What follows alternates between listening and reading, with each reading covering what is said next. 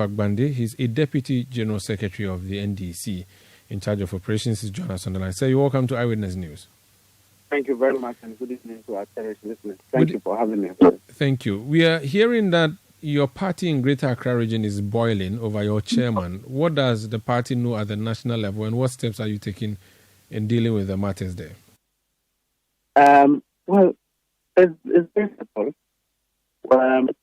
A group of women have written a petition to the National Executive Committee. As we are aware, the flag bearer is in Most your line is being dodgy. I don't know what you can do about it. Can you hear me now? Yes, please. So the General Secretary, who is the coordinator of our general campaign, is also in the field, the National Chairman, same. They are yet to be properly briefed on the matter. However, today we also heard of same women doing a demonstration. We have taken notice of all of that. We believe that it's not anything strange that could not have happened.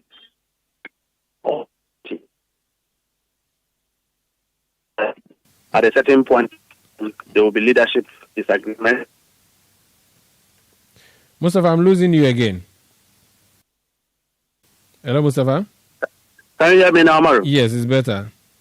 Yeah. MPP people have been sabotaging my communication these days. Oh, how? Where is this? You're saying that in jest, right? No, I'm serious. What do you mean? They control all the systems. So once we are saying something that doesn't favor them, they prevent you from making advance. I just finished speaking to the aide to your flag bearer.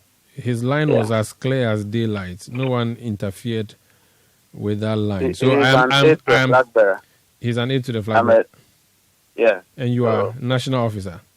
A Deputy General Secretary. So what, national officers of NDC have been sabotaged? Is that what you're saying? Your communication has been... They cannot sabotage us. They can try, but it's not possible.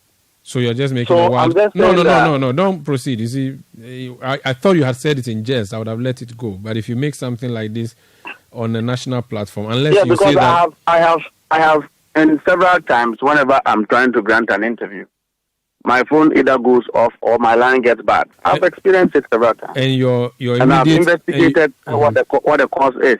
Why is it that the network doesn't get interrupted until I'm going to grant an interview? And they told you that...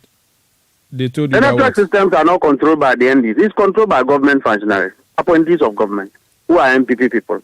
State institutions. So you won't blame a state institution if your network is not functioning properly?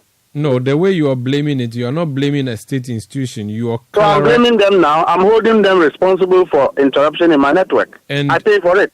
So you should hold the MNO for poor quality of service. But the moment you bring... You can apportion the blame, but I will hold an institution responsible. Let them go and hold the service providers responsible. So you said that you conducted an investigation and you were told that it was deliberate, that you were being targeted? No, I am told that it's interruption. And it was deliberate? That's what you were told? Why will you interrupt anybody's call? No problem. Were you told that it was deliberate and targeted at you? Were you told that that was exclusive to you? Will anybody who interrupts it ever say it's deliberate? Can you just answer the question? You did the research or you did the investigation. Were you told in the investigation that you, Mustapha Gbande of the NDC, your line was being targeted and that anytime you're conducting an interview, someone presses a button that makes your voice... Why is it that the network I pay No, what about... No, don't say network. You said MPP, so I want to deal with it on that level. Were you told that the MPP... Well, are you a spokesperson to the MPP? If I were a spokesperson to the MPP, you meet me at the Asylum Down office of the NDC, not MPP, not at the Adabraka office of CTFM. Now let's get back to the serious issues. You have made a claim, and I'm asking you, when you did the investigation, did the investigation say to you... When I finish the investigation and pinpoint a particular individual, I'll do it. You haven't finished, but you've already concluded that it's I haven't finished, but I know that my network is being interrupted. So you are telling an untruth when you said what you said? No. Somebody is controlling the network. Of course. Somebody controls the network. If my network is being interrupted, yes. I will point it to the person who controls my network. The SIM card that you use, Yes. belongs to a network provider. They don't regulate themselves. They don't, and they are not regulated by the NPP either. They are regulated by government. Who is in government? When your party was in power and you were in government, were you interrupting the call conversations of NPP members when they speak? If you ever have anybody who experienced that, you can mention. But I am experiencing it. No, I'm just asking you, did you do that when you were in office? I don't have that record. But you have the record that is being done against you, which record? But I know that my network is interrupted. You suspect. Somebody is supposed to be the regulator, isn't it? You suspect. You have no evidence, so you're just throwing I'm not suspecting. I just told you my network was being interrupted. Is there any other member of the NDC at the national level, a national executive, who is going through this alongside you? It is not a conversation yet. When it becomes a conversation, we'll raise it fully. Very well. Let's go back to your beleaguered Greater Accra Regional Chairman, Honorable Ni Ashimo. It's not anything strange, as I was saying. Yeah, 40 women writing to say that he's not fit to be there. That's very strange. No, that's not strange. Every party goes through some of these difficulties. So if you go to the MPP, they have mechanisms for addressing internal conflicts. We do also have mechanisms to address our internal conflict.